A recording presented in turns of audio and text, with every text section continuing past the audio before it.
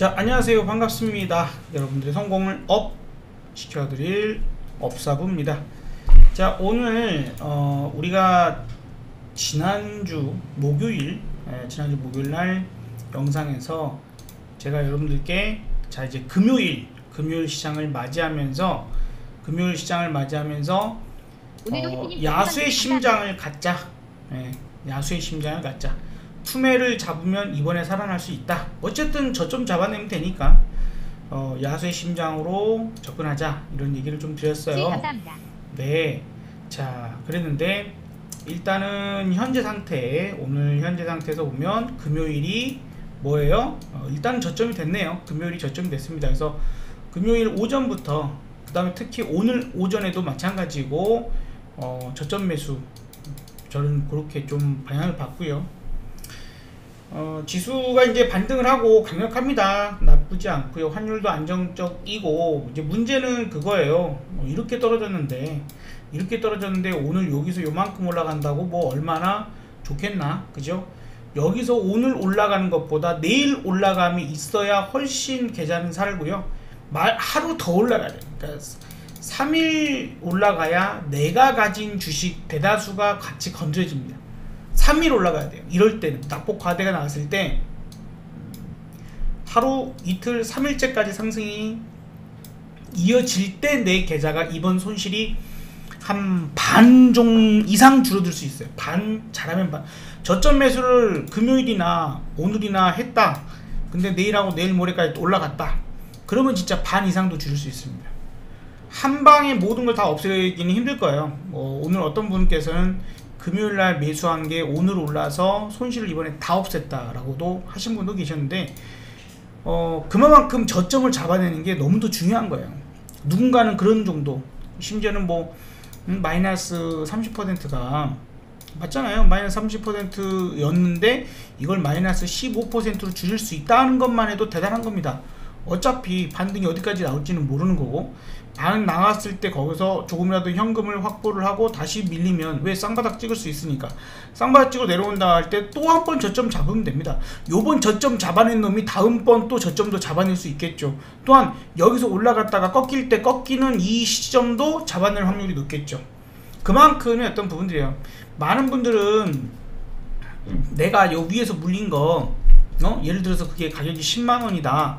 여기까지 내려와 갖고 7만원까지 떨어졌어. 그래서 내가 마이너스 지금 30%야. 이렇게 됐을 때 요걸 여기서 저점 매수해 갖고 단가가 9만원이 됐단 말이에요. 근데 이게 반등이 8만원까지 밖에 안 왔어. 그럼 안 파는 거예요. 얼마나 바보 같은 짓입니까? 7만원에 저점 매수한 건 8만원에 팔아가지고 다시 현금을 확보해 놔야 만에 하나 이놈 요렇게밖에 안 가고 다시 거꾸라졌을 때 저점에서 다시 할 거 아닙니까? 그게 현명한 건데, 대부분의 개인 투자자들은 뭐예요?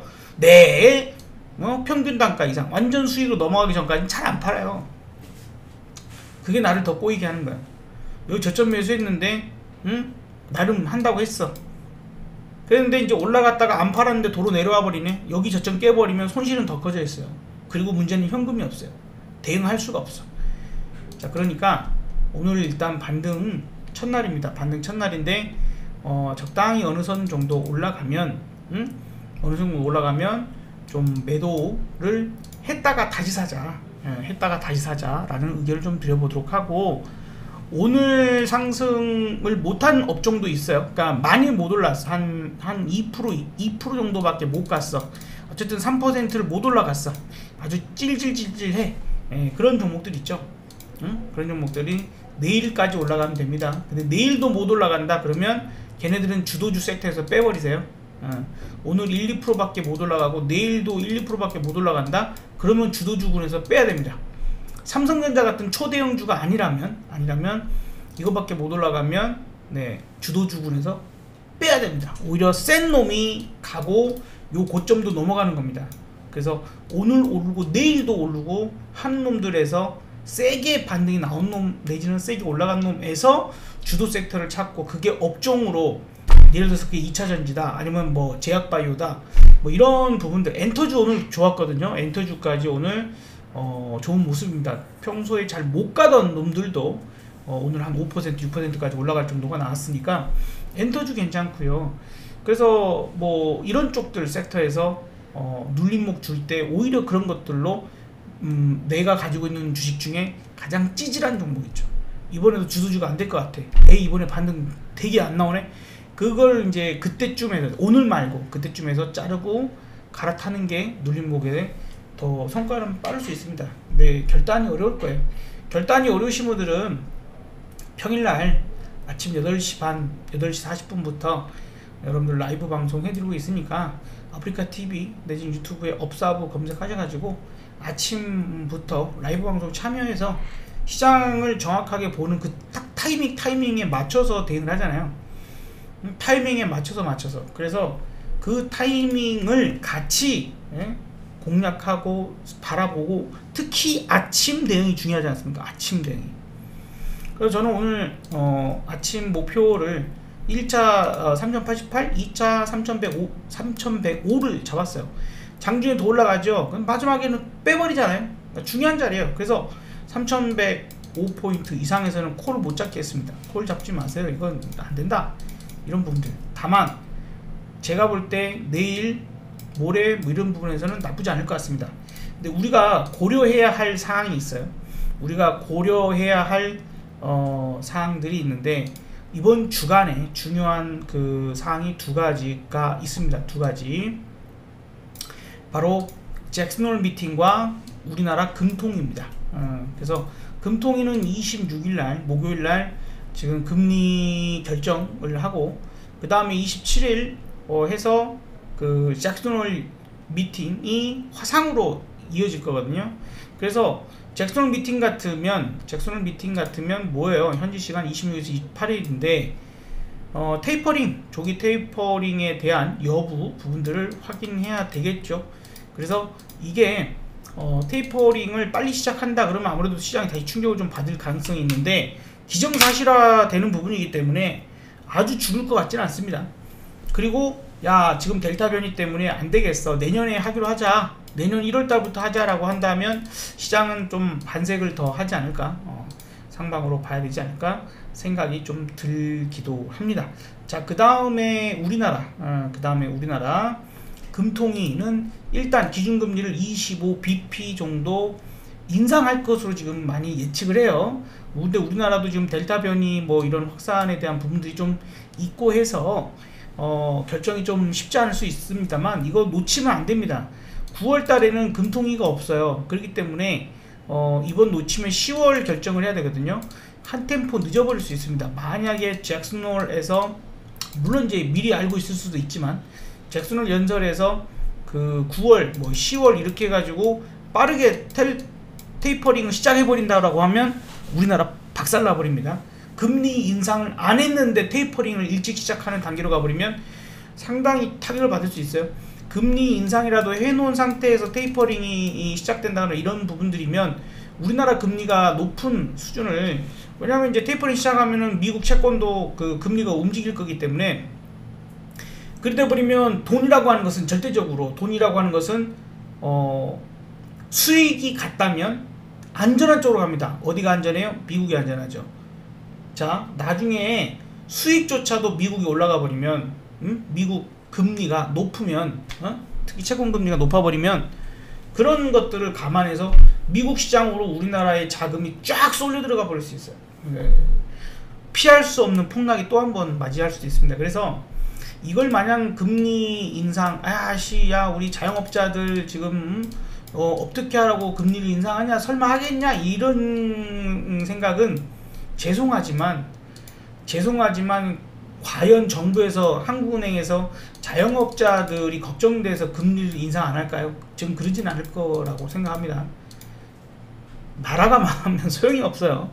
물론 나라가 망하진 않겠지만, 어쨌든 좀 극단적으로 표현을 하자면 그런 우선순위에서는 밀릴 수밖에 없다라고 좀 생각이 듭니다. 그래서 지금 이런 부분들이고, 이번에 금리 인상이 되면 아마도 내년 1월, 2월 중에 한 번 더 금리 인상이 일어날 가능성이 있어요. 그래서 이번 금리 인상으로 시장에 큰 영향을 줄 것 같지는 않습니다. 이번에는 한 번 더 인상한다 그러면 그때 좀 영향이 있을 것 같다라고 좀 얘기를 드려보기 위해서 요 두 가지가 중요하네요. 뭐 이제 수출이 뭐 이렇게 발표되는 것도 있지만 그것보다도 일단은 지금 잭슨홀 미팅과 한국은행의 금통위가 이번 주에, 그래서 오늘은 거의 이제 이렇게 움직임이 짱짱하게 나오고 끝나는 부분이면 내일부터는 이제 이런 변수들이 어떤 영향을 미칠지 몰라요. 그래서 내일부터는 저는 아마 또 금요일까지예요. 어차피 잭슨홀이 끝나고 뭐 이제 등등등 이번 주는 그냥 쭉 봐야 될 것 같습니다. 하루 종일 자리를 못 비우고 봐야 하지 않을까, 그만큼. 그래서 아마 점심도 못 먹지 않을까, 이런 생각도 좀 듭니다.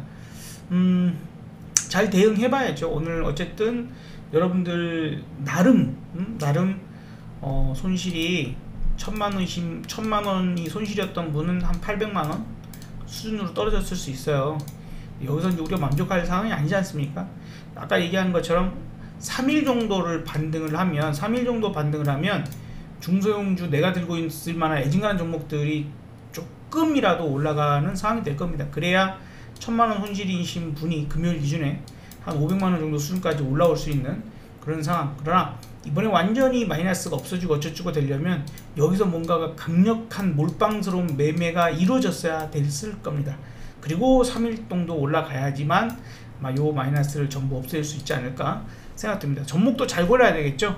어쨌든 센 종목, 주도주 섹터를 자꾸 찾아내려고 하시고, 여기서 흐트러지면 안 돼요. 오늘 내일 계속 세야 됩니다. 어설프게 내려오는 업종은 아니에요.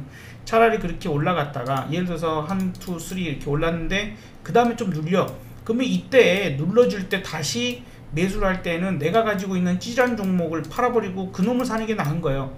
그러니까 3일째 내지는 목요일날 오전 중요하겠죠. 금통위 결정 어쨌든 중요합니다. 그런 부분들까지 감안해서 보고 현명한 판단들 하셔서 손실을 최소화시키고 빠르게 수익으로 전환되시기를 바라봅니다. 자, 오늘도 오전 파생 ELW 수익 나신 분들 또 축하를 드리도록 하고요. 오늘은 이제 주식이 더 중요하죠. 오늘은 또 주식이 중요하니까 금요일부터 주식 쪽 저가 매수를 좀 저는 좀 강하게 봤습니다. 그래서 일단은 금요일날 매수, 또 오늘 아침 매수 뭐 해서 하신 분들은 괜찮죠. 일단은 잘 대응하신 것 같고 축하를 드려보고, 그러나 안심하기는 아직 이릅니다. 그래서 하루하루 그 밟아갈 때 내일 또 모레 이렇게 계속 우리가 차근차근히 밟아갈 때에 중요하게 긴밀하게 좀 보면서 대응해야 될 것 같아요. 오늘은 특별하게 뭔가 갑자기 바뀌고 이러지는 않을 것 같아서 그냥 가만히 저가 매수했으면 그냥 그대로 가는 게 전략이었고요. 내일부터는 중간에 갑자기 바뀔 수도 있어요. 그래서 가급적 라이브 참여해서 같이 소통하시면서 얘기 나누실 것을 좀 권해드리고 싶습니다. 자, 오늘의 이야기 여기까지 좀 드리고, 이번에 야수의 심장으로 저가 매수 하신 분들 아마도 괜찮으실 것 같은데요. 축하를 드려보고, 지금도 쫄지마 라고 얘기를 드리고 싶네요.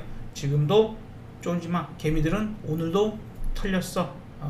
당신은 그럼 털리는 개미가 아니야 라고 되셨으면 좋겠습니다.